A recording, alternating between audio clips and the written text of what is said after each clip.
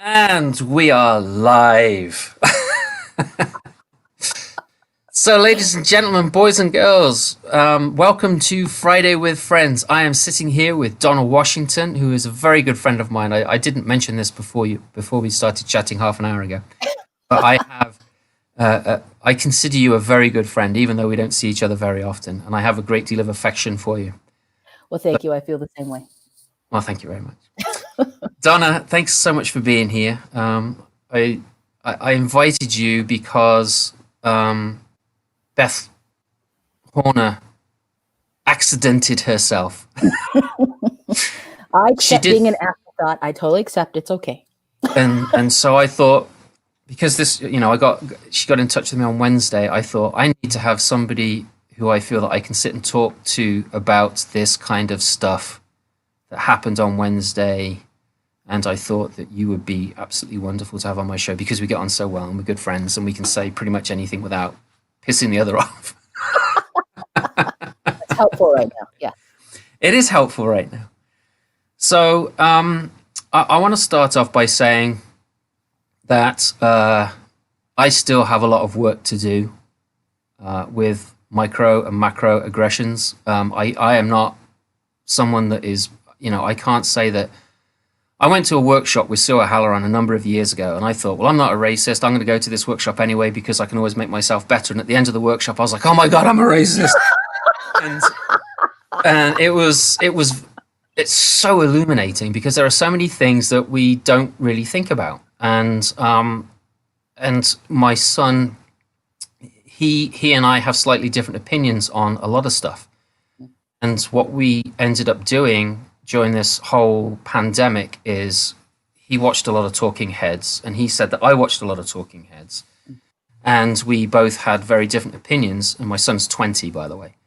And so we started looking at each other's news sources, and then we started looking for unbiased news sources, and our different opinions got a lot closer, which was really interesting. And I'd like to also say hi to Lisa Wilcox, who's here, Carl Goff and Tom Davis, and probably Karen Davis as well. They are all here with us right now. Excellent. And so when everything went a bit south on Wednesday, a bit south. It went, oh, sorry, I shouldn't have said that, should I? Oh my gosh. No. It's just that. It is, because, yeah. It was a bit of a cock-up. So on Wednesday, when everything went balls to the wall... that, I think, would be a good way to describe it. It wasn't something that really surprised me. And there are a couple of things that I noticed, as well as my 15-year-old daughter noticed, which is great, but it's also... It's saddening as well because we were watching Trump Are you going to say the thing about how if black people had been storming the Capitol, they would all be dead? Well, that's one of the things. But I'm not going to. But I'm not. I wasn't going to go there. But that has been on my mind. I'm sorry. What were you going to say? So we watched, or I heard, because I can't. It drives me bonkers. But the news was on, and Trump's speech was on before. Thing and I actually came into the room when he was saying we should all walk down to the Capitol and protest peacefully. Mm-hmm. But every single news clip after that cut off that last word. Mm-hmm. On CNN, NBC, NPR, every single news source cut it off apart from Fox News, which kept it on, right? Mm-hmm. Because we're watching both, because we want to see both sides, because we want to be truly informed or as truly informed as you can, because the left only tell one part of the story, the right only tell one part of the story, and we have to make up that little bit in the middle, because no one's telling the whole connected story. I do wonder how things might have turned out if people of color had been doing that. I imagine it would have been an absolute bloodbath. And my wicked, dark sense of humor, I'm not sure if I should even say this, is that 4 people died on Wednesday, and 3 of them were for health-related problems. Mhm. And I'm thinking, I'm thinking, oh, the excitement got too much, and you had a heart attack. But this is a very real that we're having. Yeah. And what was your insight into all of that? Because I know that there were some people that had it on and were watching it. I couldn't do that. Were you one of those people that were watching it? Okay. Well, I don't own a television. I wish. I wish. I own one. So I'm not bombarded with news all day unless I choose to watch something. Right. So I was working on, I was editing a book actually. So I was editing a book. And then my phone went off. One of my friends was like, "Are you watching the TV?" And I was like, "I don't have a TV," which is why they contact me. They go, "No, look, like they're not. They know. I don't know what's going on." They told me, go turn on something, like go check CNN or something. So I opened up a news source, and there was somebody storming the Capitol. And to be completely honest, my first thought, this is going to be so bad, was from Princess Bride. When they're going off, good luck storming the castle. Yes. And it's like, do you think it'll work? It'll be a miracle. So that was my first thought. And then I saw these people converging on the Capitol, and I'm staring. And CNN, I hit the watch live button. I'm staring at this going, what is this? Like it didn't look real to me. Yeah. It didn't look It real. looked like a Mel Brooks movie. Yeah. It was like it looked to me like someone had done a parody of what would happen if 045 got elected. That's what it looked like to me. And I was staring, going, this is really happening. At which point, and normally, the David is like a huge political junkie. And so he's got it. He actually mooches off of my in-laws. They have like some, whatever their little system is. And there's a code that you can put in so you can watch television online if you don't have a television. So he's got their code. So he usually has like 4 different channels running. But he was talking to my daughter about investments in the next room. So he was not on the computer. And I realized I know something he doesn't know about news.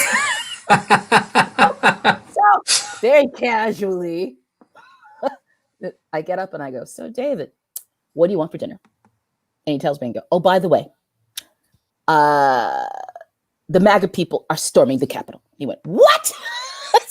But really, it didn't look real. But the truth is, the longer I watched it, the more terrifying it became.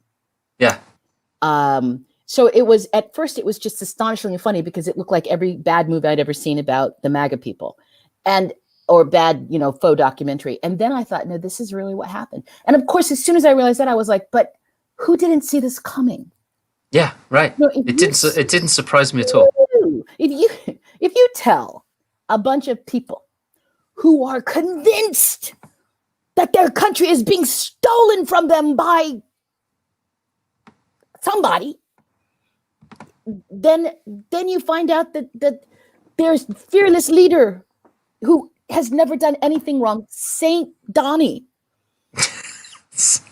who did perfect phone calls, and who's just got our best interest at heart and knows the Bible frontwards and backwards, and God has put him there to keep us warm and safe and to protect our uteruses from ourselves.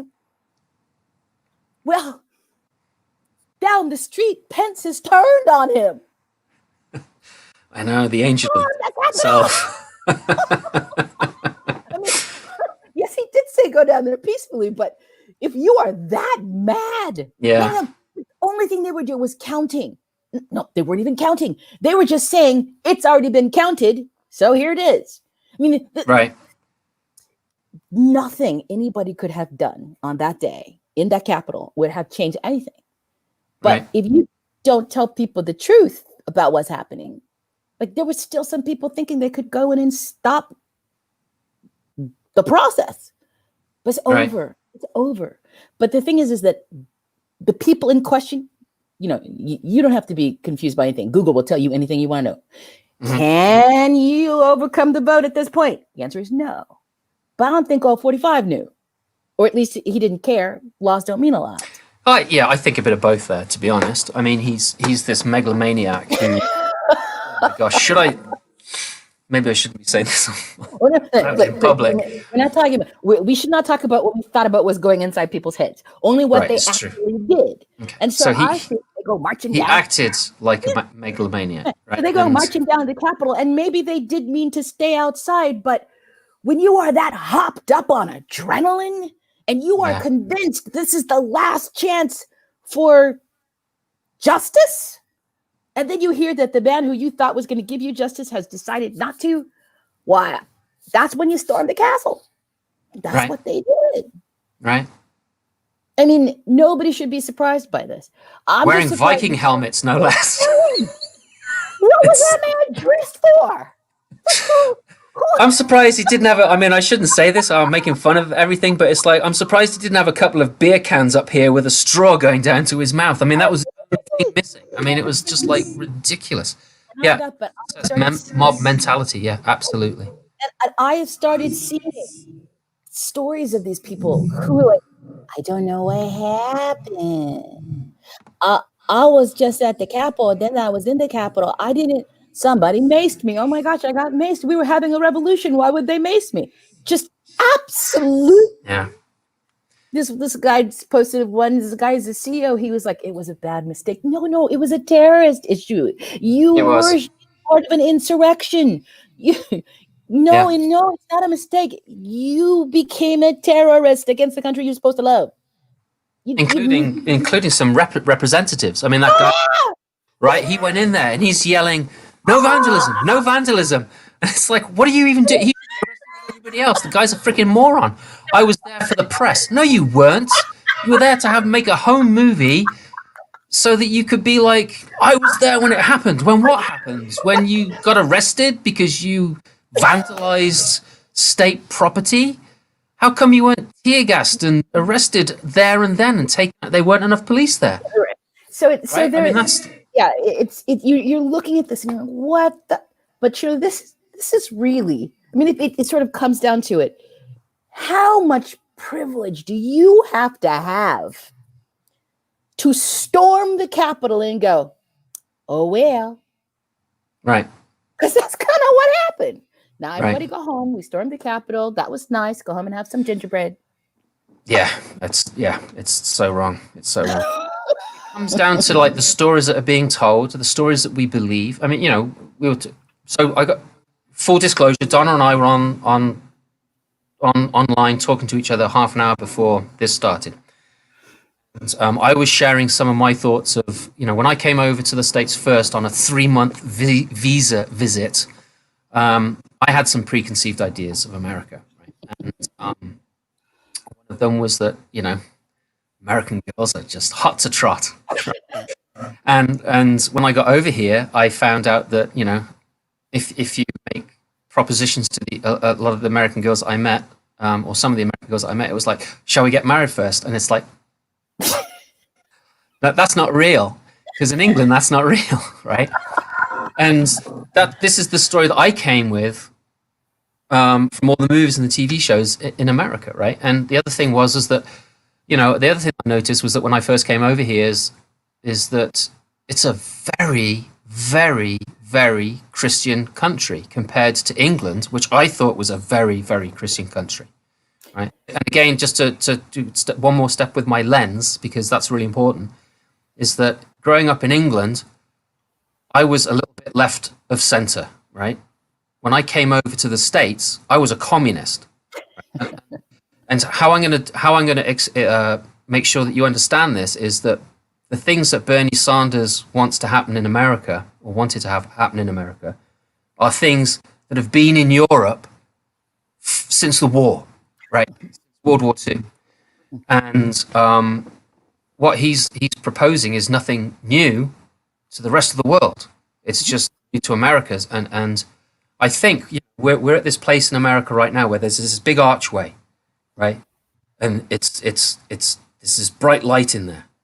And there are some people that want to go into this archway and move forward, and there are other people who, because of their upbringing, because of what the stories that they believed, right, the stories that they were raised on, the stories that they saw on media, and we'll get back to that in a minute because I want to talk about what you thought about the British people. It's they're frightened of that big bright light.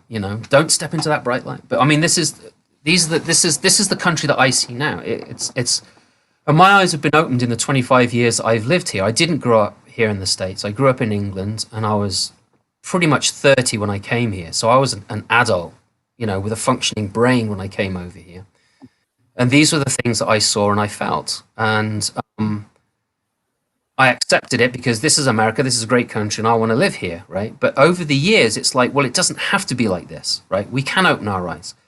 And what I realized was that, back in the 80s when I first came over for that 3-month visit, was that racism was tolerated in the 80s, which I don't honestly think it was as much as publicly as it in England as it was over here. And I told Donna this story as my cousin. I have cousins. I have cousins who live in the States, born and raised in the States. He was an airline pilot for Delta, and he and a friend of his were fishing in this lake, and the person that he was with was another captain, another pilot for Delta, and they were out fishing. He was a person of color, and there were 2 guys in a boat who called out to my cousin and said, "How come you're rowing the boat and not the other guy?" I won't use the words that they used, but I'm sure you can imagine. And I couldn't believe that they wouldn't have gone over there and had a few words with him, because that's what would have happened in the UK, in my world, right? And people said, well, that's just how it is over here. And they might have a gun, which I think is another thing, because this was like Ohio, Kentucky area. And it's really interesting. And I think that there's a lot of this. We need to move forward, we need to get on. We need to accept the cultural background that this country comes from. We need to acknowledge it. We need to apologize for it. We need to grow up and accept people for who they are. Right? Yeah. Well, the hardest thing that comes from this, and I keep coming back to this, is, you said something I thought was very interesting. You said it was accepted. Accepted by whom? Right? By the 2 guys that were in the boat saying, why isn't the other guy rowing? They were like, right. It's just the way things are. We'll let it go. But okay, so if there are 2 people doing something, mm-hmm. and one person has the political power or the background to deal with it, the other person doesn't, and something happens, and the person who can't do anything about it doesn't do anything about it, and the person who can doesn't, those are 2 different things. Okay. All right. So there's a sense of, well, and I talk about this all the time. It took Martin Luther King in the 60s marching about all of this, for African Americans to have rights, people could have rights. Well, he could not give anybody rights. He didn't have the political power. He didn't have the ability to do it. The people who did have the power just never did. Right. And who are those people? What? They were the white people. The white people that should have been putting things right didn't put things right. But the thing is that whatever the stories you believe in, however you believe things should go, one of the things I think is very frustrating is that in the 60s, when Martin Luther King Jr., when they were marching, and all the people standing up, there were white people, black people, people from all different places standing up for civil rights. But somehow or other, it became the responsibility of black people to stand up against racism. Like the story that came out of the civil rights movement was a broken story when it got out, because it was like, yes, black people need to fight for their rights. What the hell? Yeah. They're not. They should have been given that. Right. They should have been given their rights. Yeah, right. So it's you are human beings too. You live on this planet as well. Whatever rights are there that are human rights, they ought to just apply. Why do not that? But I need to fight to force people to treat me like a person. And so, this is funny. Yesterday, I ended up having an interesting conversation with someone. I was on the Artist Standing Strong Together Monday roundup, and I learned how to use LinkedIn. I had no idea what it was for. Not at all. And, considering that I'm not like looking to get a job in a company, there's like a whole slew of things you can do with LinkedIn that I didn't know anything about. And I suddenly discovered how to use it. And I still don't need it for anything. But there are more people on LinkedIn who I've lost than there are on Facebook. And I found that out when I got on LinkedIn, all these people with their like really lovely business profiles. And there's a woman named Ellen Young, who I met 25 years ago when I was working with Reeves Collins at Northwestern University. Uh-huh. And Donald Davis was when I met Donald Davis for the first time. And I was the Summer Institute stenographer. So everyone could stare at Donald Davis and I would write as fast as I could. And so I didn't have to pay for the class. Well, I met Ellen in that class. I was the only person of color in that class. Often at Northwestern, I was the only person of color in the class, but we're not going to talk about that. And so I'm sitting in this class. Donald Davis is doing this thing. I'm writing. Ellen befriends me. And she comes from a very upper class, well-to-do part of one of the northern suburbs in right outside of Chicago in Illinois.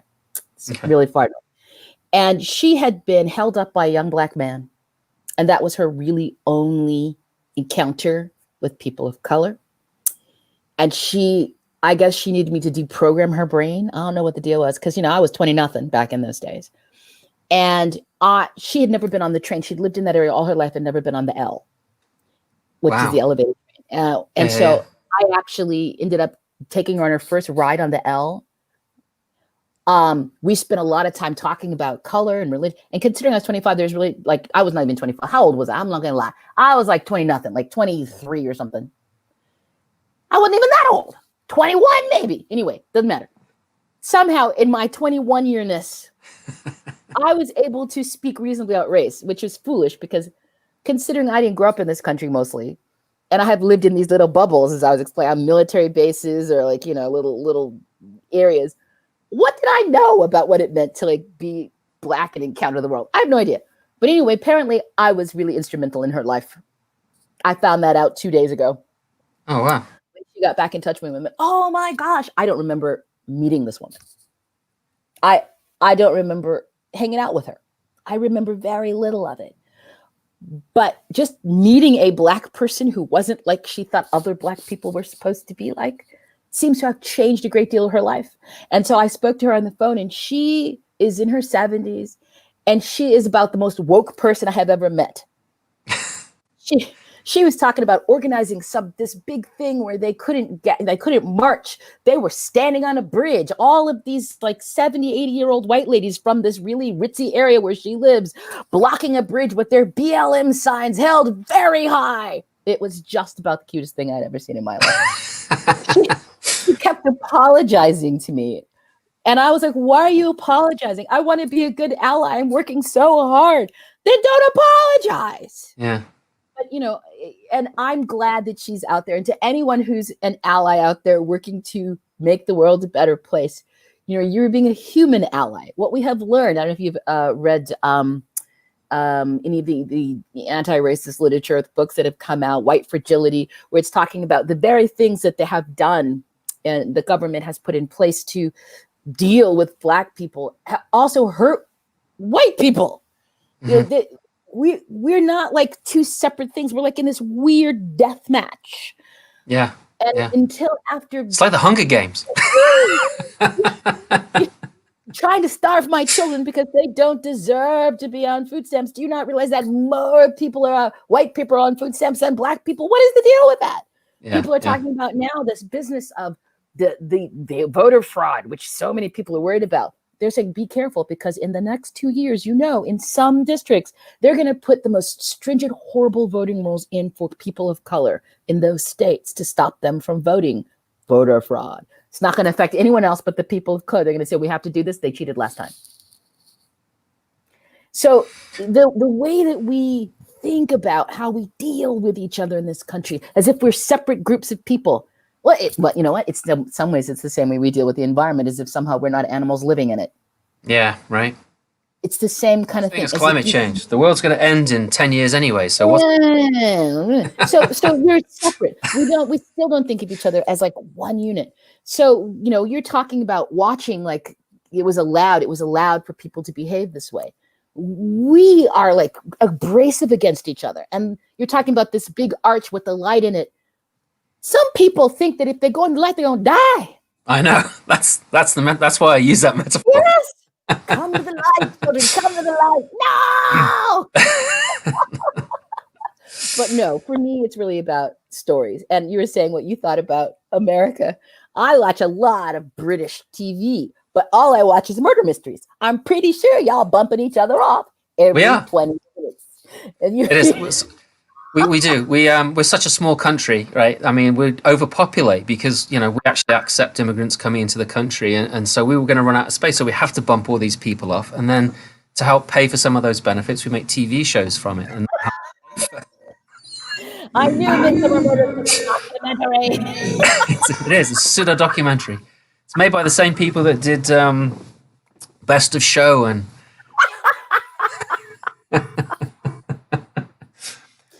Oh my gosh. Non-small black. Spinal Tap. So, like I said, all this stuff for me is about stories. The stories you believe, the stories you reject. Right. And as long as we can't tell stories that are inclusive, that bring us together, that make us look at each other and understand that, like, we really are in the same cage. Right. You kill me, my corpse is going to make your life unbearable. So right. We need to learn how to live together. There was something else that we were talking about before, which I never really thought about. But yes, as soon as you said it, it was like the penny just fell in, the jigsaw piece went right in the right spot. And that was how television and movies really solidified, crystallized what the American dream meant. And, as someone that when I was in my teens, I read a lot of Native American literature. I started with Bury My Heart at Wounded Knee, and I wept through most of it. And, as a kid growing up who was a big fan of cowboys and Indians and watched a lot of John Wayne Westerns, my grandfather and I really bonded over that because my grandfather came over to the States. He was a cowboy. He went up to Canada and was a cowboy up in Canada. And so I had, I've got his spurs are upstairs in my office, right? So it's, this is real stuff. But then when I found out that John Wayne actually really hated Native American Indians, I had a lot less respect for John Wayne. And, when we talk about how the American West was won and yay, let's move west. And then when you the story of that, the American history, it's kind of like British history. It's like the Cliff Notes of the British, what we did globally, America did across the country, right? Across America, right? I mean, we went to India and Africa and we messed up those countries. Really, we did terrible, terrible, terrible things. And it's the same. It's the same. The white Europeans, exactly the same to the Native Americans and all the different peoples, because they are different peoples. The Apache are different from the Oneida, right? From the Mohawk, blah blah blah, right? And the Americans just went over and just bulldozed them out. Yeah. And yet it was all glorified, and it was all like, "Yay, let's go!" But only on one side. Again, like right, yeah. Native American culture is not that, but also the people of color who were part of that, they're gone too. I didn't find out that the Lone Ranger was based on a black man until I was an old lady. But think about how different childhood would have been if the Lone Ranger had been depicted as he was. Right. And, we'd had a black superhero in the North. I mean, out in the Western frontier. What was his name? What was his real name? I do not remember. Don't even ask me because I don't remember. But that whole character is based on a black man. And it's just like, And the first time I heard that, I was like, no, that's got to be propaganda. I can't believe that. And I okay. Now, why couldn't I believe it? Because surely someone would have told me. But why? Why? Right. And I remember, the first time I really understood what was going on in the sort of Oh, someone wrote Bass Reeves. Bass Reeves, that's his name. I was thinking Bart, and I knew that was wrong. Thank you, Merrick. And I was thinking Yeah. Reeves. I was like, I just have Christopher Reeves in my head for some reason. So we were both. Yes. But when I first was reading about what happened, like, you know, as we went west and basically just where like they were sending in scalps, redskins, to show how many Native Americans they had, you know, moved off their lands and all that other stuff. And I bumped into a reenactor who did Lewis and Clark. And when we were talking about it, and he was infuriated that I would suggest that Lewis and Clark had ever been involved in any questionable experiences. He was furious. And I was just like, really? What? What? That's like saying Christopher Columbus was a nice. But Oops, sorry, I didn't say that again. no. Look, the stories we believe about history, we need heroes, right? Like Yeah. America is a lovely country. I'm glad I live here. I am too. I have to say, yes. It's a lovely country. But we have so much mythology around what actually happened and what didn't happen, around who we think we are. And every country does that, right? We are Americans. That's got to mean something. But in this country right now, we have two different kinds of folk. We have Americans and we have Americans. Who wear Viking helmets? That guy, what was he dressed as? Come on. I don't know. I know what he was dressed as. He was dressed up as the Shetland cattle. You know, those big fluffy cows that are the most gentle beasts, but look really scary. They have these like 14 feet long horns that go out like that. Hey, and I got beer in the horns to keep me revitalized and to keep me hydrated. Yes. Oh my God. Well, I don't know. I like I said, I've started seeing the stories are coming out now where people are going, I stormed the Capitol. Oh my. I know, right? They're not going to arrest me, are they? No, because you're white.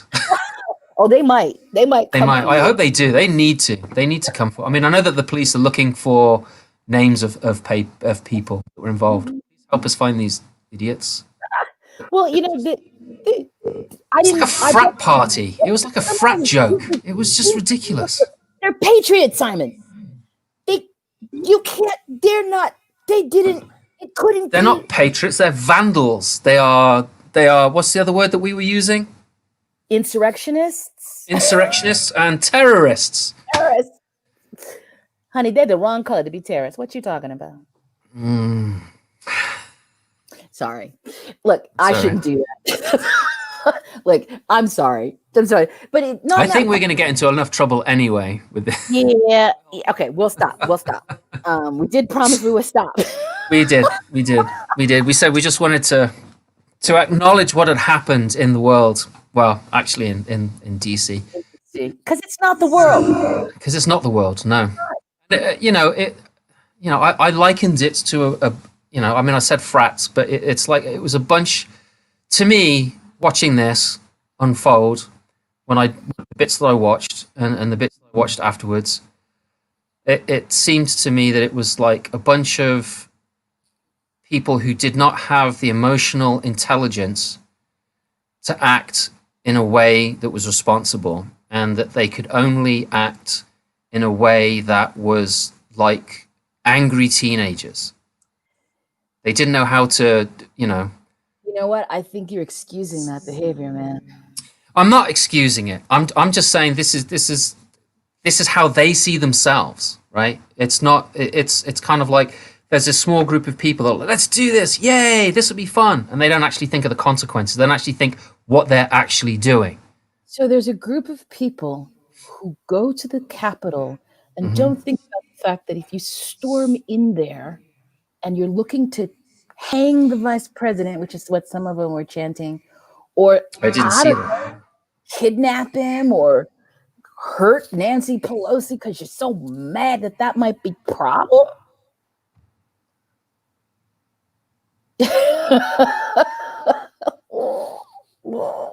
No, they like I said, if you get steeped in a story, deep into it. You're living in that story. Mm-hmm. And often you're the hero of your own story, right? Right. Right. Well, I'm sure that there was no sense that what they were doing would be looked at later as, I don't know, a riot. They don't Yeah. riot. They don't riot. It's They're not a the good. riot. Yeah. Right. I read an incredibly good novel that was based. I mean, I can't go into it on this particular show, but Carl. So Carl lives in Wales in the UK. Yeah, you know what, Carl? There was a whole lot about that. In this, we would have to take more time to deal with that. But suffice it to say, there was that the Pentagon could have released the National Guard that was there, but we don't actually. 45 fired all the heads of all the departments of security. So they have like junior people there. And there was some confusion about whether or not 45 was going to allow it. Then the Maryland National Guard tried to come in, but they couldn't reach anybody. And then ultimately, the Secretary of the Army, who isn't supposed to do it, called and told the Maryland guy, the governor of Maryland, please send in the National Guard. It was a bad scene, but a lot of it has to do with nobody's in charge in our government right now. 45 keeps going off to golf and do whatever, and he fired all the people who ran that kind of stuff. So they're like little toady people who like leapt 5 or 6 positions up, and they're in charge of stuff. We just think they're in there shredding paper. We have no idea what they're doing. It's true. We don't.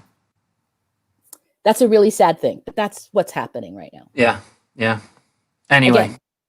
All right. So sorry, I didn't mean to be a downer right there, but I was the No. It's all good. It's all good. Carl wanted that explaining, and I think I think it was too little, too late. I mean, because by the time the people got up there, they couldn't. They were outside, and so they couldn't get in. And it wasn't like the senators were going to come out with guns and say back off, right? Well, that's but about stories. Yes. And because I'm the sender of a story. You're kind of getting a bit weird sounding. I don't know what's going on. I will speak slower. Did you unplug yourself? No. Did you, Donna? Did you unplug yourself? Hey, behave. Okay. Hello,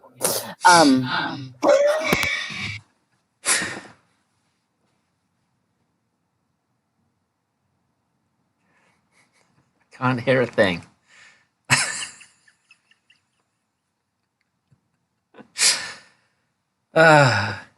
Still can't hear. There's nothing. Yeah, really, there's nothing at all.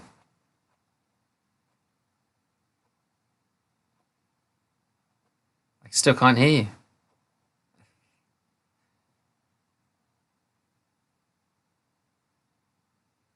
Oh no! She's gone. Jane, you can call BS on my angry teenager thing. That's just how they appeared to me, and I think they are a bunch of more idiots. I think they should all be arrested and thrown into prison. To be honest, I think what they did was incredibly wrong.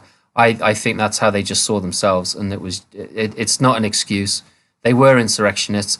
I think I don't know. It doesn't matter what I think. It happened. It's done, and they're a bunch of idiots, and they should all be locked away. I'm hoping that Donna will come back very soon. So, we've still got some time left. And come on, Donna, come on back. I think I have. Claire says, who's another Brit who lives in California. Claire says, have I frightened away? I think I did, but she'll come back any moment now, I hope. So, we were actually planning on telling a couple of stories. So I hope that you will stick around. And we can tell a couple of stories. Maybe I'll tell one while we're waiting for Donna. Oh, here she comes. Phew, you're back. I was about to start telling a story all on my own. I was panicking. Can you hear me? I can now, yes. Okay. You sound really fuzzy. I do? Yeah, to me. Okay, I'm sorry. I'll find everyone else. It's my beard. It gets in the way and it makes me sound fuzzy sometimes. Oh. So Donna wants to hear, and Lisa apparently wants to hear about my grandfather. So I'll do a little bit about my family history because I never tell personal stories. My grandfather was a son in a somewhat large family from the north of England. My great grandfather owned a mill up north, and my grandfather went to school and came out of school and said, "I want to be a manager." And my great grandfather said, "You start like everybody else, son, at the bottom." And my granddad said, "Well, sod that for a game of conkers. I'm going to go and be a farmer," which he did. He went to Wales and became a farmer. And then he decided that he wanted to go to America. And we've got letters of recommendation that he got from people. And he went over to New York, sailed over to New York, and then made his way up to Canada and became a farmer and a cowboy up there. And we've got pictures of what looks like a circus that came through that particular town that he was living in. And there's elephants in this field, and you can see these houses in the background, which is quite interesting. This is obviously some circus that stopped off to feed the animals. And he did that through the Great Depression with two kids. My aunts, who have no real memory of, or had no real memory of being poor, because Molly, my grandfather's first wife, she made sure, and my grandfather made sure, that they never felt that they were poor, that they had everything that they actually needed. So my grandfather went over to the States in 1920 when he was 19 the first time, and then he came back, and then he went back out again, taking the family with him. And so this was through the depression of 1920s. They lived through it all. And then Molly, his first wife, she contracted TB, and she wanted to come back to Britain to be with her family, which they did. His daughters from his first wife, they got made fun of because of their American accent. And when World War II started, the eldest daughter was sent out to live with first wife's brother. My grandfather had remarried and now had a daughter, which is my mum at this particular point. She was 3 when World War II was going on. And my mother actually, she remembers the bombing of they grew up in Birmingham, and she remembers the Blitz of Birmingham, and they were in the suburbs. But my grandfather built an Anderson shelter, which is one of those corrugated things that you stuck in the back garden. She remembers that they didn't have an air raid siren; they had church bells. If church bells ring when she's not expecting it, she'll just automatically start crying. It's this reaction from the war. And my other aunt, she was supposed to follow Brenda out, and she would have been on I think it was the Lithuania that was bombed and sank, but for some reason she never made it onto that ship. But she went out later on, and my mother and Gwyneth really bonded because there were those initial years that she spent with Gwyneth. So my grandfather came back to the UK in the 30s, I think it was. And started his family again, and that's where I come from. And so I have cousins in Ohio and Georgia and Oregon and Connecticut. So there you go. So that's my story about my grandfather. And I do have his spurs. During the war, my grandfather, he was too young for World War I, and he was too old for World War II. And so he was a police officer during World War II. And my brother has his truncheon, his billy stick. Now, it's only about a foot and some inches, right? And if you were to just drop it this much height from on top of an egg, it would shatter the egg. It's made of ebony. Wow. And we believe, just because of the weight of it, we believe that it's hollowed out and there is lead in the center of it. And if you were to swing it even slightly and hit someone on the head, they would drop to the ground. It's quite a weapon. My brother has that. He has that, and I have the spurs. So there you go. Wow. A little family history for you. Now, am I sketchy to you? No, you sound good now. Okay. Thank you, Donna, for coming back. Well, I don't know why I ended up getting thrown out. It wasn't me. Okay, so since you gave me a little bit of history, let me give you a little bit. Okay. So my father, my grandmother was a prostitute, and she was killed when my father was 4. Oh my gosh. And he was then sent to live with my great grandmother and my great grandfather, who everyone called Indian Charlie, because he was Cherokee. Ah. And he couldn't read or write, but he was a Mr. Fix-It guy. He could fix anything. And my great grandmother cleaned houses. And so she would take my dad to the various houses that she cleaned, and she cleaned really massive houses, really big houses. And when he was 6 years old, he was sitting in a room where there was a little boy that lived in the house my great grandmother was cleaning, and he was putting a radio together. And my father was watching in absolute fascination. And the little boy dropped something. He saw it. My dad saw where it came out of the radio. And then when he tried to make it wouldn't work. And my father picked up the piece, and the little boy took it from him and says, "You don't know how to do that." And he couldn't figure out where it went. And my dad put it back in the radio, and the kid was amazed. And my father said at 6 years old, he realized that he could know things that white people couldn't know. Wow. Now, in his world, he was going into these giant houses. He was with my grandmother, who cleaned houses. My great grandmother cleaned houses. My great grandfather, who, like I said, he could fix anything.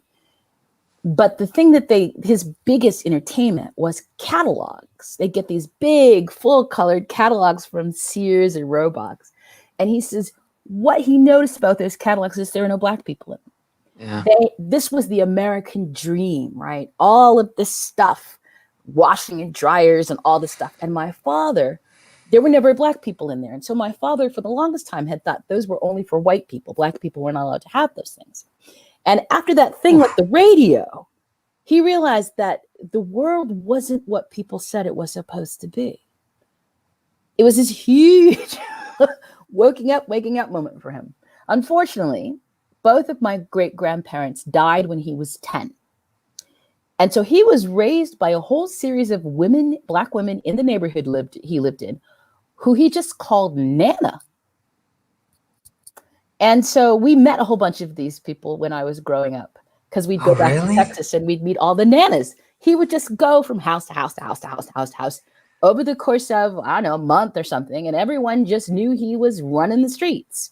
Now, when he wasn't there and they weren't feeding him or keeping him or whatever, he was running the streets. He was a hoodlum, straight up hoodlum. And then he met my mother. Now, my mother was visiting my grandfather. My mother's parents had gotten divorced, which is unheard of.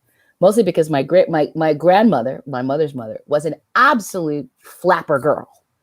Like, you know, she missed the flappers, but boy, she'd have been a flapper. And she was running around with everyone. And so my great grandmother raised my mother on that side of the family. Wow. And then my grandfather was like, "You need to send her here. We're Catholic. We'll treat her. We'll raise her up right." So my mother came to stay in Fort Worth, and she went to the same high school my dad went to, and they met. And my father was from the very wrong side of the tracks. I mean, my grandfather, my mother's father, he was an accountant. He owned his own home. He was a pillar of the community. He was the deacon in the church or something. And my father was a disgrace. He was also a straight A student, valedictorian, quarterback on the football team, lead in Hamilton, Hamlet, lead in Hamlet at school, and really well spoken, but he was poor as dirt. And my grandfather wasn't having it. So my father joined the Catholic Church. Oh, wow. That's dedication for you. So he could come to Bible studies, or CCD back in those days, catechism classes, at my grandfather's house.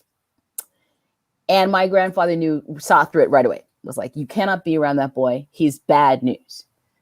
And my mother started dating this wonderful man named Chester, who my grandfather approved of. So my dad and several of his friends asked Chester if he wanted to play football after school and broke his leg in 3 places. Oh, And while he was in traction, my father successfully wooed my mother.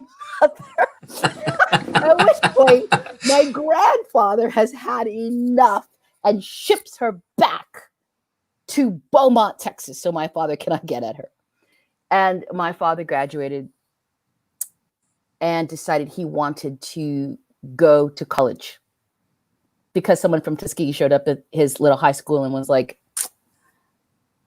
Tuskegee Institute, it's Black University. My father's like, I'll go there. So all summer he cuts lawns, gets enough money to get the one trunk he owns out of Hawk. And then he packs up his stuff, goes to Tuskegee and says, I'm here for college. And they're like, really? You didn't apply. You didn't tell me I had to apply. You said I should come. So they, so they enroll him in Tuskegee because he's so determined to be there. They enroll him and he fails his Spanish class. No, yeah, it was Spanish. Because he'd never taken Spanish. He failed his class. He went to the administration. He was like, I am so sorry. They're like, are you kidding me? We will get you a tutor. You got A's in all these other classes. You came from one of the worst high schools in Fort Worth. We will teach you. Nope, I'm too proud to stay. He left Tuskegee. Wow. And the only thing to do was join the army. So he joined the army. And he had leave before he had to go to boot camp. So he shows up at my mother's house in Beaumont. They step out for 2 weeks. And the last night he's there before he has to go to boot camp, he says to her, can I borrow $5? It's like, this is our last time together. And that's what you want? Why do you want $5? Because that's how much a marriage license costs. Oh. And she says, okay. And she married him. Yes. That's freaking awesome. That is such a great story. Oh my gosh. Yeah. I love that. Amazing. Yes, romance by broken bone.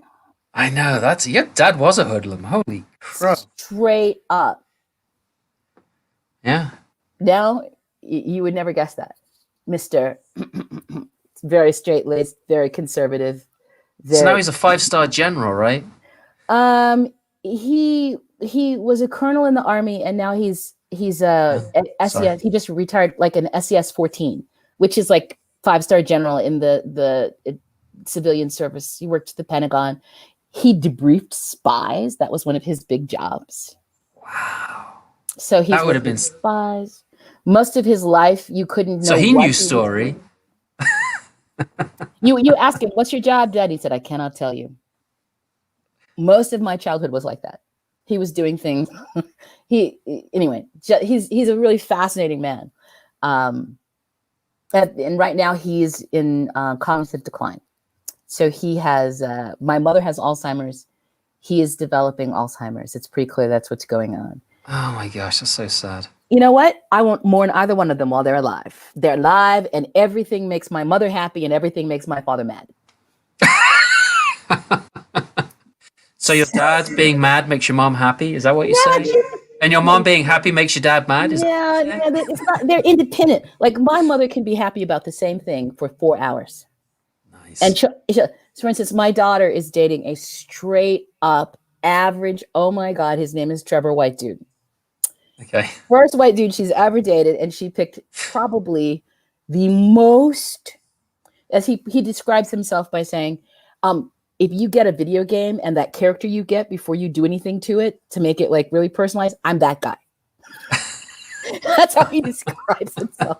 His name is Trevor, and he's going to be working at Capital One next year in their like data, computer programming department.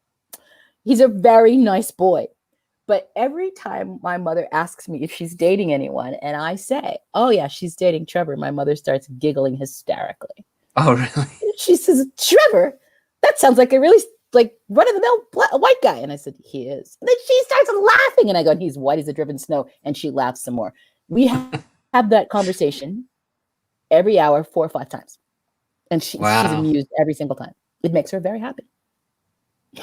My father's 6'4", and Told he's me that. terrifying. Well, someone So has to be that guy. Alina is, yes, she's talking about the white guy. Anyway, I was like, It's true. but yeah, yeah, he's a wonderful guy. Some of you may have heard me tell stories about my dad.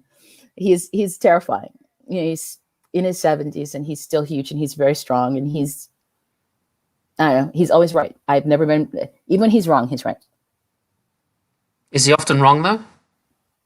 No, did you hear me? That was my childhood. Oh my gosh, that's funny. Oh, that's too young. Oh, 70. That's yes. That's well. I hope that they enjoy life and you get as much out of them as you can. Yeah. Well, they did. They had an amazing life, and they gave us an amazing life. You know, like I said, I spent most of my childhood overseas. Yeah. So yeah, just really two really amazing people. And like I said, I won't mourn them while they're alive. Why would you do that? They're still here. They're so much fun to be with. Even my dad. He's terrifying.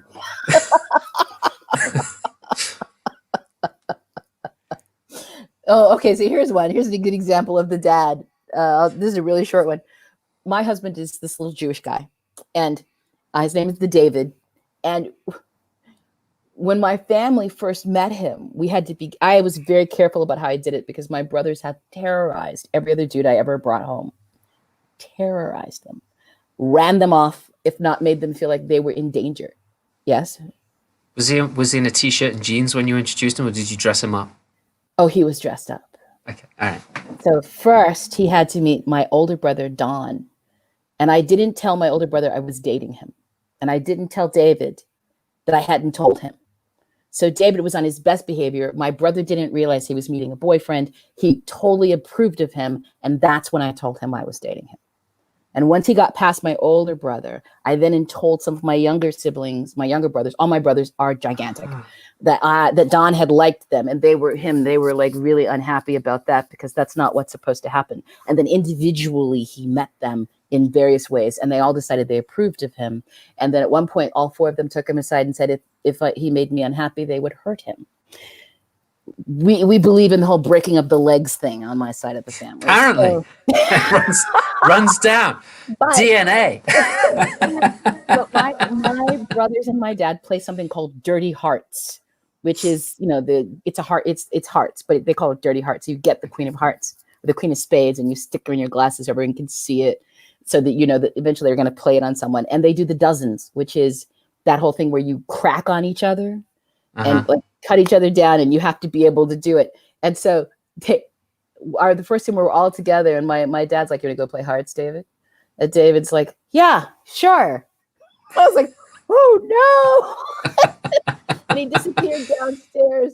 And as David puts it, I'm terrible at the dozens. It doesn't flow off his tongue. He's not really great with all of it, but he does it, and every now and again they applaud him when he has a particularly good insult. That's so demeaning. David's such a good guy too. He's such a nice guy. Well, I can tell about when he met my extended family, and all the dudes were going out because there's always someone who owns a juke joint in my family. A juke joint. Nice. It's like a big nightclub, seedy nightclub. And so we were visiting Texas. And for the first time, I was old enough to go in the room and drink with the ladies, and I didn't have to watch the kids. And I was married. I was pregnant, so I couldn't have alcohol, but I got to go. Usually, one of the dudes says, "Who's got the juke joint?" And they say who it is, and everyone grabs their coats, and all the men leave. David didn't want to go to a juke joint. And so when they're like, "Let's go," and David was like, "I'm not going there." I went, they know what to do. No one ever says they're not going. Nobody wants to go to the juke joint. You just go. All the men left, and I hear David's voice. I'm like, "What are you doing here?" He said, "I want to go to juke joint." I said, "I don't care. If they all say they're going to the moon, you get your damn coat. You're a dude. Gotta go." They go. They're gone for 3 hours. We don't know what they do. They come back with weird food. That's the deal. So the next time that sounds like an average night out on the town in England. You go out to the pub, you come back at 11 with weird food. Yeah. So the next time someone was like, "I'm going," David had his coat. "Let's go." Anyway, it's fun. It's fun. Oh my gosh, my face is aching. I've been smiling so much. Ooh. Families are great. Mhm. Family in the Black Country in the Wolverhampton area, we're very much about busting each other's chops. Uh, it's and it's like this. It's like so rapid fire. The first time Sarah, my wife, she came over and she met them, she was just like, "Oh, this! What is this? Do you all hate each other?" And we're like, "No, we actually love each other a great deal." And but the things that you say about each other and the thing, but yeah, I totally get that. I've so lost the skill, and it takes a while to warm up. When I go back now, because I'm not I'm not doing it anymore. And when I go back and it starts happening, it's just like I have to be quiet for a while and then Right. warm up slowly and then start. 'Cause I just don't. Do they do it in rhythm? Because our family doesn't. It just happens in rhythms. Yeah, I would say it does. It ebbs and flows and all that kind of stuff. Yeah, yeah. Mhm. Yeah. Well, Sarah was never. So Lisa said, "Poor Sarah." But no, Sarah just kept out of it, and nobody dared make any comments about her. So Uh, well, we're really patriarchal, so the women don't do it. It's only the dudes. yeah, no, my cousin Lisa, the one I showed you. Should I share that? So my cousin Lisa, who is absolutely straight up, absolutely, brilliant, she shared this meme this morning. Oh my gosh, there's a few more memes that have arrived since then. Uh, I don't know if I should share this, but I thought it was pretty interesting. Let me get Mhm. it straight. The person with the Yeah. nuclear codes has been deemed too dangerous to have a Twitter, Out. Instagram account. Americans are saying that too, so it's not just your Yes, cousin. it's not just of the Brits. It's the whole world, Woo! including Americans. Woo! Why? Ah, dear, Donna, it's been absolutely fabulous having you here. It's been, and thanks for coming on and going through stuff before we got started. Not a problem, my I know friend. I've said some things that have ticked some people off. It's just the way it is. We You know all have what? our own opinions, and what I would like to do though is I would like to add something that Joe Radner shared last week. And actually, there's two things I want to share. One of the things that Joe Radner said last week, and I think this is really true, we need to listen to others as if they could be right. It doesn't mean we have to agree with them, right? It really doesn't mean that we have to agree with them. But if we don't listen to people as if they could be right, we're not going to learn where they come from, why their myths are the way they are, why they carry those myths with them. So if we learn to listen as if they could be right, then we will learn about them, and then we can have conversations with them, because we can then talk to them sensibly instead of just having a knee-jerk reaction. And I think in this day and age, there is way too much knee-jerk reactioning going on. The other thing that I wanted to mention was that Sue O'Halloran is doing a webinar. It's 2 events. Each of the events are 2 hours, and it's about cultural appropriation. And I've done a workshop with Sue O'Halloran, and she goes deep. I will also be attending this. And at the bottom there, you will see the website where you can go and register, which is https://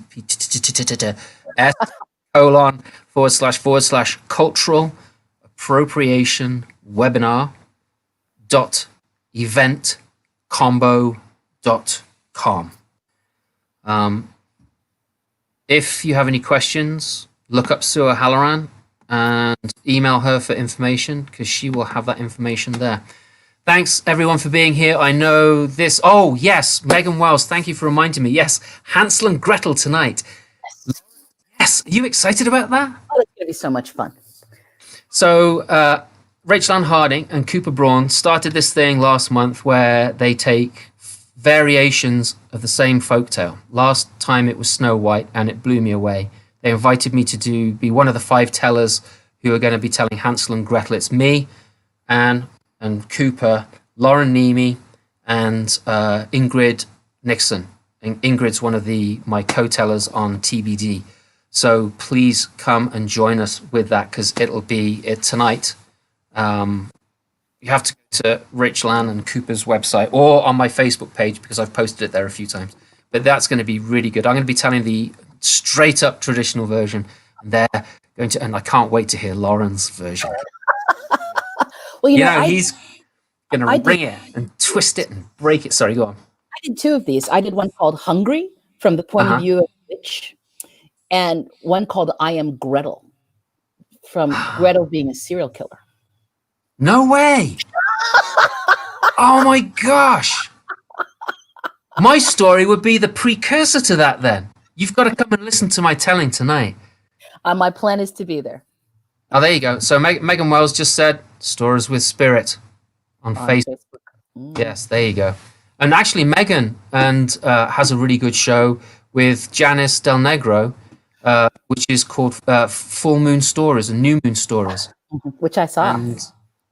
Yes, which I've seen as well, and it's really, really good. So check out Megan's stuff as well. I don't think it's on her website. You might have to dig and poke around for that. They need to get the Facebook page to advertise that because it's really, really good. And yeah, Kristen likes the Gretel being a serial killer. So. Well, I see Tim Arnett said he saw it. Yeah, it's a pretty terrifying story. It's creepy. So where is it? Where's his comment? There he is. There he is. Yeah. I Am Gretel. Is that what it's called? I Am Gretel. Oh. And so is it on a CD that you could promote and sell, maybe? No, it's, I did it for I wrote it for Timpanogos, but I've done it several times since. And I have all my hair down in my face, and I'm rocking like a little girl, and I tell it like this the entire time. Oh. That is how the telltale heart should be told. Yes, definitely. Yeah. No, I heard a tapping. I heard a tapping on the floor. Tapping on the floor. Yes. And Megan corrected me. Moonshine series. Next up, Sherry Lovett. Antonio. Yes. She wrote Antonio twice. Yes, Antonio, because you have to say his name first. He's as good as New York. You got to say it twice. Oh, Renee is also Renee Kimray has seen your Gretel, and she says it's too creepy for her. She couldn't. Oh my god! I want to see this now. I so want to see this. And when we're together again, Donna, I want to take photos of you for that show with the hair. Get some nice moody lighting. Yeah. Anyway, folks, thanks for being here. Really appreciate it. And a quick segue. If you want to hear more about Donna's past and her present and her future, I did actually interview her for Conversations with Storytellers. So if you look at Conversation with Storytellers, there's a lot about Donna on there, and she does talk about her childhood and upbringing and all that kind of stuff. So once again, thank you all for being here. I super, super duper appreciate it. Go visit Donna's website and spend as much money as you can because, we're all stony broke these days because of COVID. Well, actually, Donna's probably not because she's got it on. The David keeps me well. Yes, that's right. David, the magician. Everyone needs him. I think I might have to pay him 10% and have him do that for me, but I don't know. He keeps threatening to do a series of video series on marketing in the time of COVID. Since I don't want a marketing series. I want David. Man, you might have to marry him and I, Sharon. So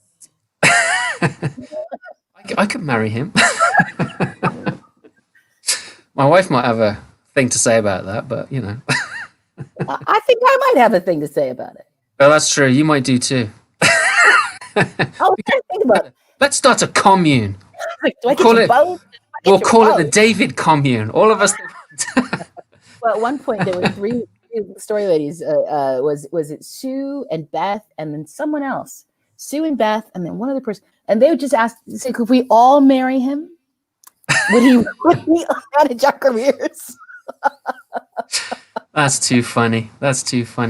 So Beth Horner will be back. We will be getting Beth when she's better and healed up because she cracked her ribs laughing too hard. That's not a true story, but she did crack her ribs. Thanks for being here, everyone. A big shout out to my cousin Nadine Shirast. She's one of my cousins who lives in the States, born and raised. She's a wonderful human being. She is a true angel. This woman. She is amazing woman. I have so much respect for her. It's just amazing. Anyway, thanks everyone for being here. Take care of yourselves. Look forward to seeing you next Friday when I will have a young lady called Charlotte. See you. Bye.